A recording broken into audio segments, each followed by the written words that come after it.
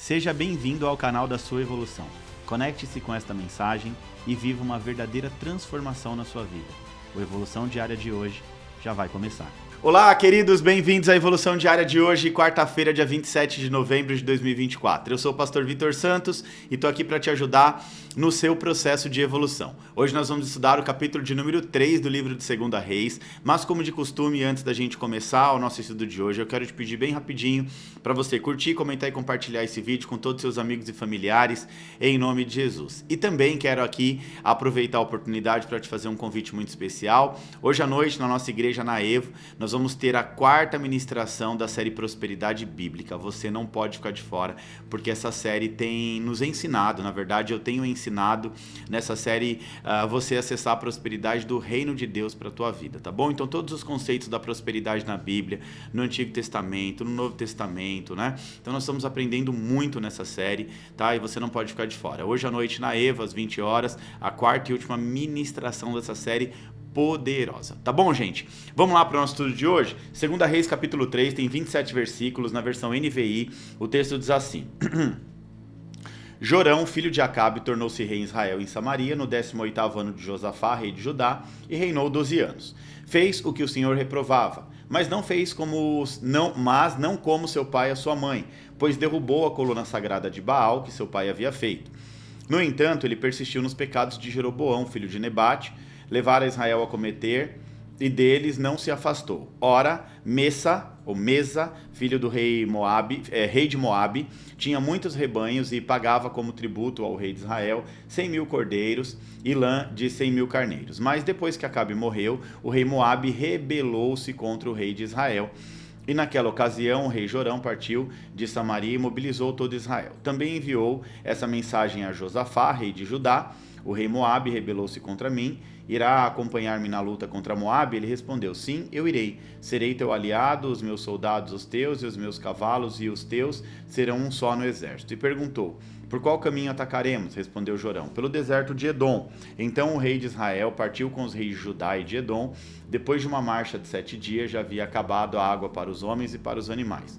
Exclamou então o rei de Israel: e agora? Será que o Senhor ajuntou a nós, os 3 reis, para nos entregar nas mãos de Moabe?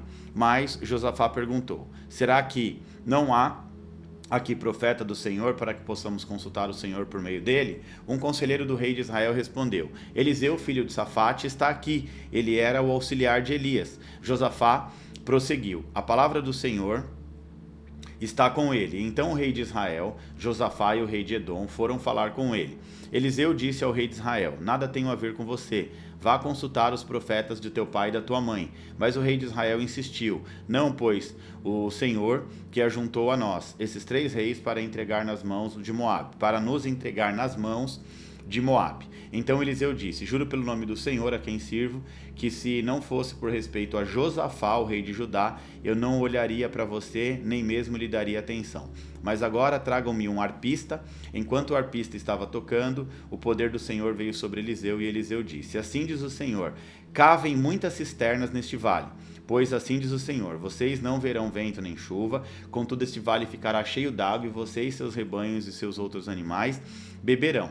Mas para o Senhor isso ainda é pouco. Ele também lhes entregará Moabe em suas mãos. Vocês destruirão todas as cidades fortificadas e todas as cidades importantes, derrubarão toda árvore frutífera, taparão todas as fontes e encherão de pedras todas as terras de cultivo. No dia seguinte, na hora do sacrifício da manhã, a água veio descendo na direção de Edom e alagou a região. Quando os moabitas ficaram sabendo que os reis tinham vindo para atacá-los, todos os que eram capazes de empunhar armas, do mais jovem ao mais velho, foram convocados e posicionaram-se na fronteira. Ao se levantarem na manhã seguinte, o sol refletia na água para os moabitas que estavam defronte dela. A água era vermelha como sangue. Então gritaram: é sangue! Os reis lutaram entre si e se mataram. Agora ao saque Moabe. Quando, porém, os moabitas chegaram ao acampamento de Israel, os israelitas os atacaram e os puseram em fuga, entraram no território de Moabe e o arrasaram. Destruíram as cidades E quando passavam por um campo cultivável, cada homem atirava uma pedra até que ficasse coberto. Taparam todas as fontes, derrubaram toda a árvore frutífera. Só Kir-Hazarete ficou com pedras no lugar. Nos mais homens armados de atiradeiras a cercaram e também atacaram. Quando o rei Moabe viu que estava perdendo a batalha, reuniu 700 homens armados de espadas para forçar a passagem para alcançar o rei de Edom, mas fracassou. Então pegou seu filho mais velho, mas devia sucedê-lo como rei, e o sacrificou sobre o muro da cidade. Isso trouxe grande ira contra Israel, de modo que eles se retiraram e voltaram para a sua própria terra. Vamos entender esse texto, gente? Em nome de Jesus? Aqui, ó, olha só, no capítulo 3 do livro de 2 Reis, o texto vai narrar o reinado do rei Jorão, tá bom? Jorão aqui foi filho de Acabe e ele reina sobre as tribos do norte em Israel. A sua aliança com Josafá, o rei das tribos do sul, rei de Judá, para guerrear contra Moabe. Então a gente vê os dois reis aqui se unindo, as tribos que estavam divididas nessa época, os dois reis se unem para lutar, ir para uma guerra contra Moabe, né? O rei Mesa, o rei de Moabe, havia se rebelado contra Israel, aí ele vai recusar-se a pagar o tributo, né, que consistia ali em cordeiros e carneiros. Então Jorão, ele também herda de Acabe, faz o que é mau aos olhos do Senhor, embora ele tenha removido a coluna de Baal, que o seu pai havia erguido, ele também manteve os pecados de Jeroboão, que levaram Israel à questão da idolatria, do pecado da idolatria. Jorão, ele vai pedir ajuda a Josafá para lutar contra Moabe. Josafá concorda em ir à batalha com ele, e eles acabam recebendo ajuda envolvendo o rei de Edom. E juntos eles vão ser guiados, né, seguir pelo exército, pelo deserto de Edom, mas eles vão enfrentar a escassez de água para o exército e para os animais. Eles ficam desesperados, os reis vão buscar a orientação do Senhor por meio do profeta Eliseu. Inicialmente, Eliseu vai se mostrar relutante em ajudar Jorão, né? Por quê? Porque Jorão estava buscando os deuses pagãos, promovendo a idolatria, mas por respeito a Josafá, Elias resolve ajudá-los. Então Elias pede que trouxessem para ele um arpista, para que a palavra do Senhor viesse sobre ele. Deus responde à oração de Eliseu, promete água abundante, sem chuva ou sem vento, garantindo a vitória sobre os inimigos, né, os moabitas. Na manhã seguinte, as valas cavadas que os homens deles cavam se enchem de água, satisfazendo assim a sede dos soldados e confundindo os moabitas. Os moabitas, quando eles enxergam o reflexo do sol na água, eles pensam que era sangue e eles chegam à conclusão de que os aliados haviam se matado, né? Ao avançarem aqui, desesperados, eles foram surpreendidos e derrotados. Israel então destruiu cidades, arrasou campos e bloqueou as fontes de água. Em um ato de desespero, Messa, o rei de Moabe, sacrifica o seu próprio filho, o seu primogênito, entregando como uma oferta a um deus pagão, né? Isso vai causar uma grande indignação dos israelitas que se retiram. O texto diz que os israelitas se retiram. Só isso, é assim que termina o texto, tá? O que a gente tem para aprender com esse texto aqui? Bom, vamos lá, gente. A lição prática de hoje, nós podemos dar o título de confiança na provisão divina. É isso mesmo, né? A gente vai ver aqui o povo confiando na provisão de Deus, eles buscam ali o profeta entrega a palavra, revela, profetiza, né? E eles vão confiar que Deus traria provisão ali, água, para que os soldados e os animais pudessem matar a sua sede. O verso 16 em diante vai dizer: assim diz o Senhor, cavem muitas cisternas nesse vale, pois assim diz o Senhor, vocês não verão vento nem chuva, contudo esse vale se encherá de água, e vocês, seus rebanhos e seus outros animais vão beber dessa água. Ou seja, Deus, ele sempre provê o seu povo, mesmo que de maneiras mais inesperadas. Ou seja, aqui seria da maneira menos evidente, mais inesperada possível. Deus vai trazer a provisão para o teu povo, né? A vida muitas vezes vai nos colocar em situações onde nós sentimos, né? Nos sentimos sem recursos, não nos sentimos suficientes para enfrentar os desafios da vida. Então, assim como os reis aqui enfrentam a falta de água no deserto para lutar uma batalha, nós também podemos nos sentir nesse vale, né? Nesse vale seco em alguma área das nossas vidas. Talvez alguma área da sua vida esteja travada, financeira, profissional, seu casamento, alguma coisa está assim É um vale seco, mas aí Deus, o que ele vai fazer? Ele vai pedir aos reis e aos seus exércitos que cavem valas, mesmo sem sinal nenhum evidente de chuva. Preste bem atenção, ó, cava a vala. A intenção seria, a gente vai cavar a vala, vai chover, essas valas vão abrigar água para a gente possa beber, né? Então, cavar essas valas requer uma atitude de fé, de obediência, confiando que Deus vai prover e vai prover no momento certo. Então, aqui a gente consegue enxergar literalmente a confiança de que Deus vai prover.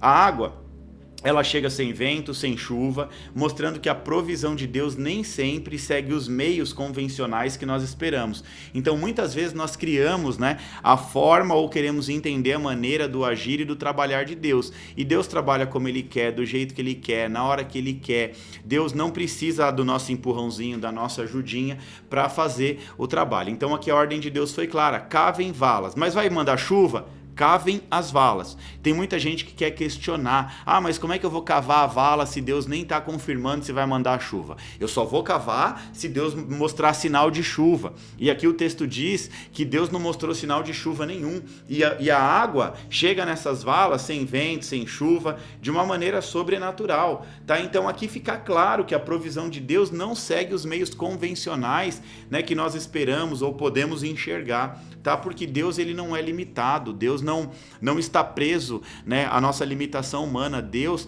ele faz as coisas de maneira sobrenatural. Então Deus, ele pode pedir algo que num primeiro momento para nós pareça algo irracional ou sem lógica, mas por que eu vou cavar valas, né? Cavar valas num vale seco, no meio do deserto? Agora, se você quiser viver o milagre, você precisa obedecer, porque a obediência, ela precede o milagre. Então, sem obediência, você não vive os milagres do Senhor. Se Deus mandou cavar valas, no meio de um vale seco, cava, que Deus vai mandar a provisão em nome de Jesus. Então a gente está vendo aqui literalmente, gente, essa questão da confiança na provisão de Deus, né? Confiar que Deus vai prover independente da necessidade, independente da circunstância. Deus é a nossa provisão. A Bíblia relata lá no Êxodo, né, que Deus deixou faltar o pão para o povo, e deixou faltar de maneira intencional, né, para o povo entender. Deus deixou faltar, Deus deu o pão. E a intenção era mostrar que Ele é o Deus da provisão. Ele deixa faltar, depois Ele dá, e com isso Ele quer mostrar: ó, eu sou a sua provisão, confie em mim, coloque seu coração em mim, porque tem provisão do céu para a sua vida. Então Deus, ele vai suprir toda a necessidade dos exércitos ali, que foram ao lado de Josafá, né? E ele promete suprir também as nossas necessidades, seja em recursos materiais, emocionais, espirituais. Agora, nem sempre a resposta de Deus vai vir da maneira que a gente planeja ou da maneira que a gente espera. Por quê? Porque Deus trabalha de maneira que muitas vezes excedem a nossa compreensão limitada humana.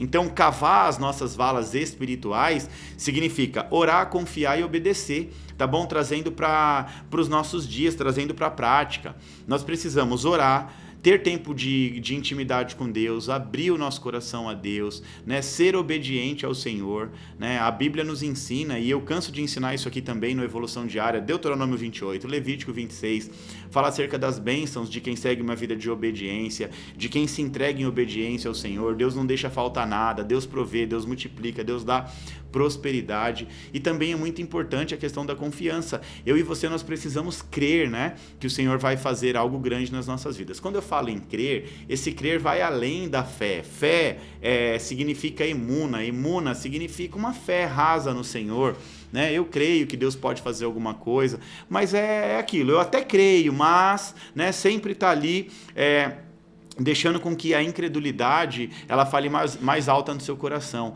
Mas tem um conceito bíblico sobre fé que é bitahon, inclusive é a palavra do ano para a nossa igreja, né? Bitahon, que significa confiança plena no Senhor, ou seja, uma confiança acima da média, uma confiança sem medidas, ou seja, você entrega a sua confiança, a fé bitahon, né? A confiança plena no Senhor, para que Deus venha fazer uma grande obra nas nossas vidas. Então, é importante a gente viver viver cavando as nossas valas espirituais através da oração, através da confiança, através da obediência, né? Porque Deus, ele nunca deixa os seus filhos sem provisão. Deus nunca deixa os seus desamparados, né? E se você está aí em alguma área da sua vida vivendo uma espécie de vale seco aí, hoje você precisa se lembrar que Deus, ele é fiel para suprir as nossas necessidades no momento certo, na hora certa e da maneira dele. Isso que é o mais interessante.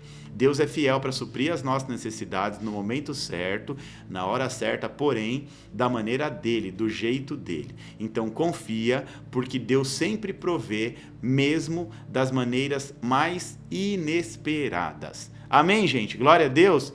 E sendo assim, então, nós finalizamos mais um capítulo aqui do livro de 2 Reis, aqui no Evolução Diária. Agora vamos agitar as redes sociais, tira um print dessa tela, posta na sua rede social, me marca para eu repostar tudo em nome de Jesus. E também curte, comenta e compartilha, porque isso é muito importante para o crescimento e desenvolvimento do nosso canal. E como eu sempre digo, se a Evolução Diária tem sido bênção para você, curte, comenta, compartilha, tira print da tela, posta na sua rede social. Isso é uma forma de a gente atrair muitas outras pessoas aqui para estudar com a gente, tá bom? Não se esqueça, hoje à noite, a última ministração, a 4ª ministração da série Prosperidade Bíblica, na Evo, às 20 horas. Você não pode ficar de fora em nome de Jesus. E eu te espero aqui amanhã, às 7h40, para mais uma Evolução Diária. Deus te abençoe!